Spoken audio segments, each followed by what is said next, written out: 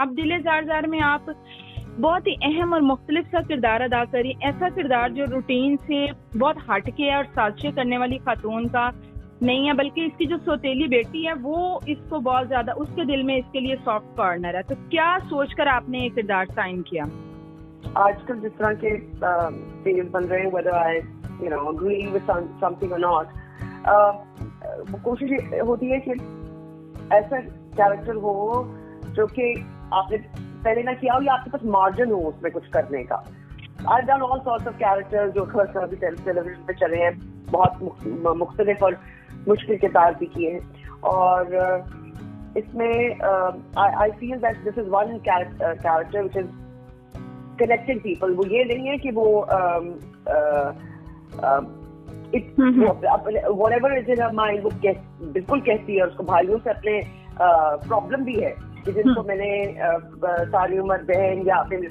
माँ बन के पाला, बड़ी बहन बनकर को पाला, अब वो कहीं कहीं when they are busy with their wives and everything वो मुझे ताले देते। The typical saying that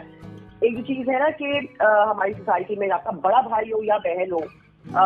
जब वो आपके लिए सैक्रिफाइस करता है, कोई भी बहन भाई, डजंट मैटर बड़ा छोटा, कोई भी सैक्रिफाइस तो कोई भी कर सकता है, वो आपने सैक्रिफाइस करता है और वो उस टाइम से गुजरता है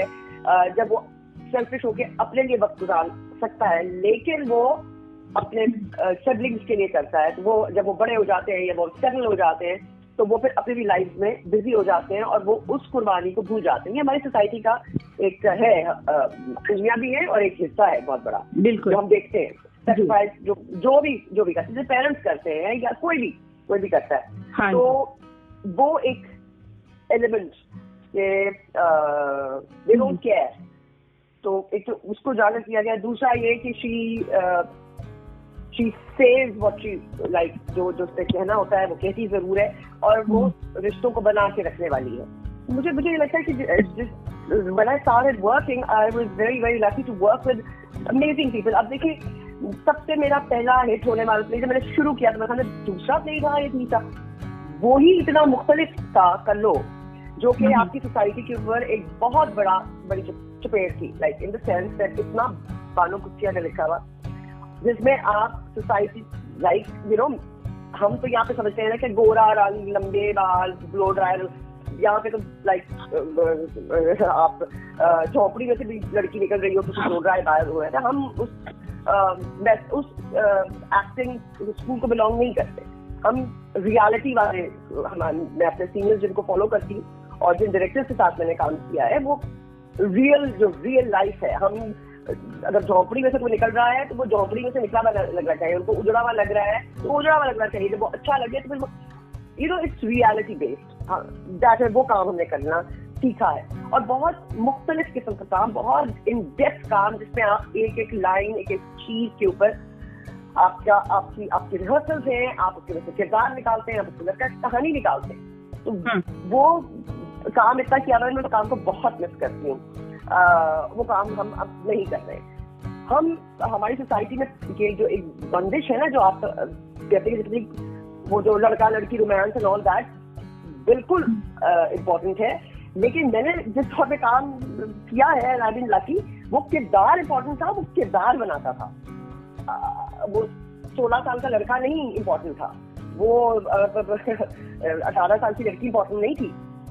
क्योंकि हम तो उससे बढ़ ही नहीं रहे हैं। अब I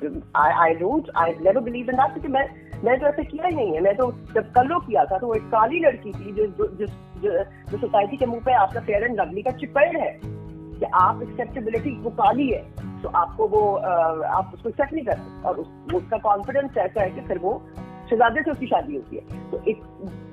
किरदार जो है ना, वो मेन होता है।